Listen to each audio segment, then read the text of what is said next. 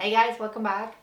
Actually, I wanted to start this video by saying this video is about yada yada yada yada, but I mean, come on, let's be real here. You already read the title. You know that this is about how to pimp this handbag or thrift flip this handbag or whatever you want to call it. So we can skip that. I'm gonna go straight to the details. This is a genuine leather black handbag I've owned for a couple years now, and I don't really reach for it because it's just so plain and boring, and I don't like that. So instead of just letting go of it, I thought, why not do something about the looks? So this is obviously what this video is about. I don't know. I swear I haven't been drinking. I don't know. I can't talk today. It's just not working. All right, let's cut this short. Handbag, thrift flip, DIY, pretty. And all of you subscribe to my channel and check out my Instagram and my blog, and let's go do this.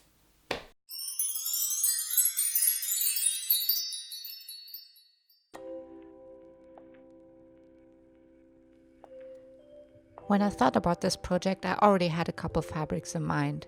I bought these two fabrics in Japan in 2006 or so, and I haven't really done anything with them yet. They're both real pretty, but seeing them with the black leather, I think the darker one just works a bit better. I also decided to make a bow, and because I'm an avid Sailor Moon cosplayer, I have a pattern that could work really well for that. This is my personal Sailor Moon front bow pattern, and I will give you the measurements in just a moment. Here I'm checking how big this bow would look like on the back, and I think it's too big, so I will definitely adjust the pattern. You can see my original bow measurements here, and please keep in mind that these are without the seam allowance, so you still have to add that. You will need the upper bow part 4 times and the tail and bow tie twice each.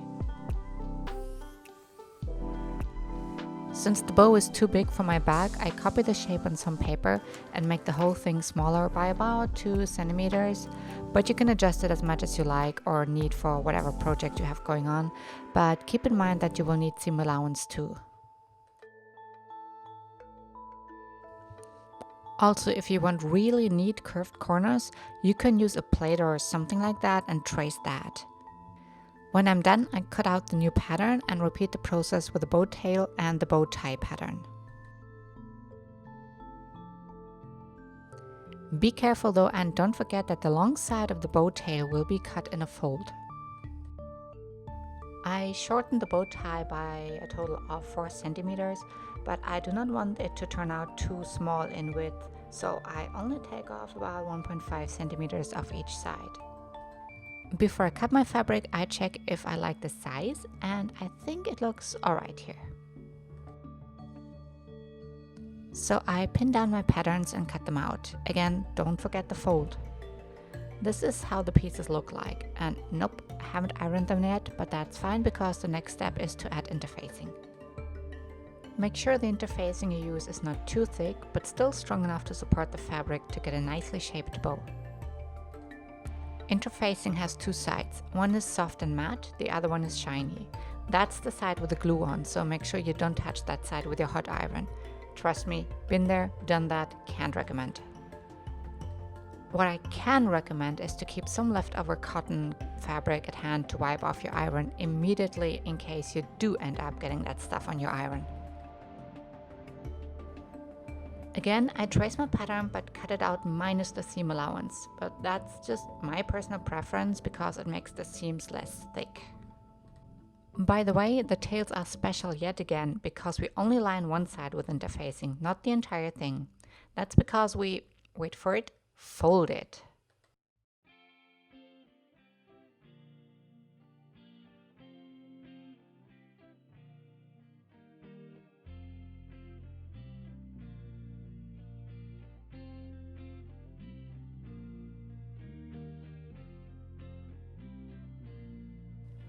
Make sure you fold it so that the right sides face each other. We sew on the left side but keep the short end open because that's where we need to flip it inside out in a bit. To sew a sharp corner, leave the needle down, Lift the foot and turn the fabric around, then lower the foot and keep sewing.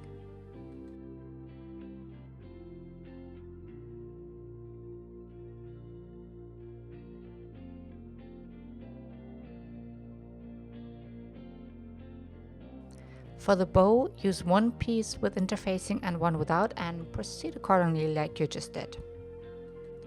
Make sure the right sides are facing each other, sew on the left side and leave both short ends open.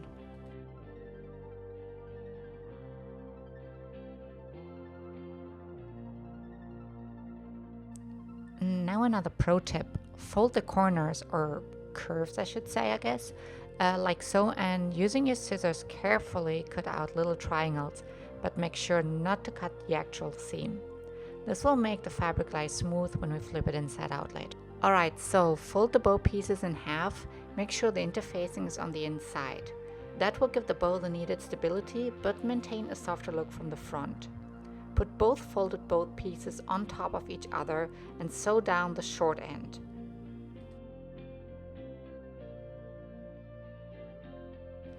When you're done, put the piece aside and grab your bow tails. Similar to earlier, cut a little triangle into the corners like so, and again, don't cut the actual seam. Flip the whole thing inside out, and if you can't get the corners out just right, you can carefully use a needle for that, like I do in this video here. Place both bow tails on top of each other like you did earlier with the bows, and sew down the short side. Open the tails and cut off the little X's at the top.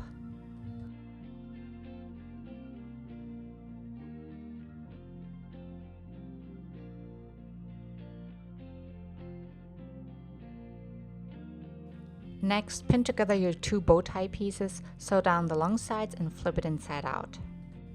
Now it's finally time to assemble your beautiful bow.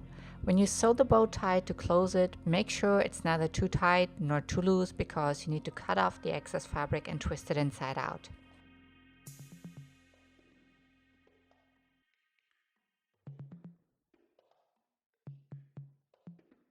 And your bow is finally done. If you're still with me, let's go back to my black handbag. The reason for all this was to pretty it up after all.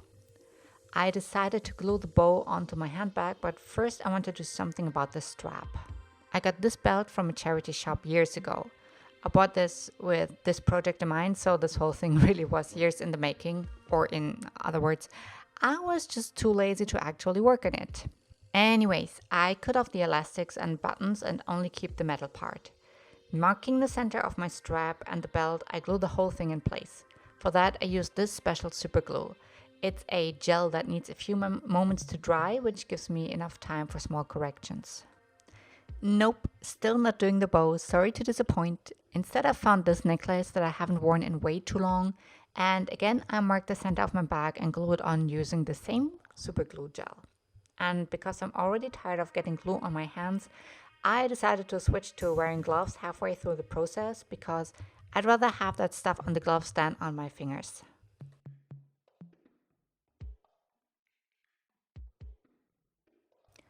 And now, ladies and gentlemen, or just ladies, I don't know, your patience is about to be rewarded, because the bow, featuring more glue gel. Because, hey, it works. By the way, mini pro tip that I keep repeating in my videos, you can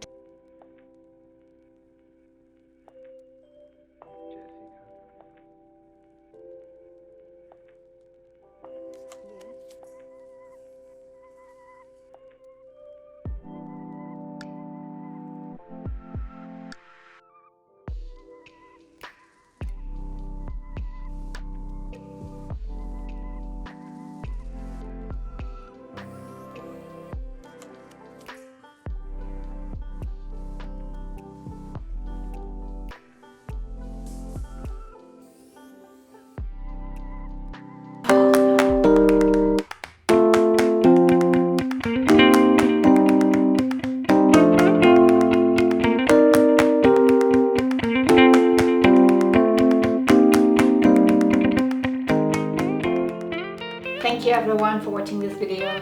If you enjoyed the project, please make sure to give this video a thumbs up. Also, again, check out my Instagram, check out my blog, and I'll see you next time. Bye!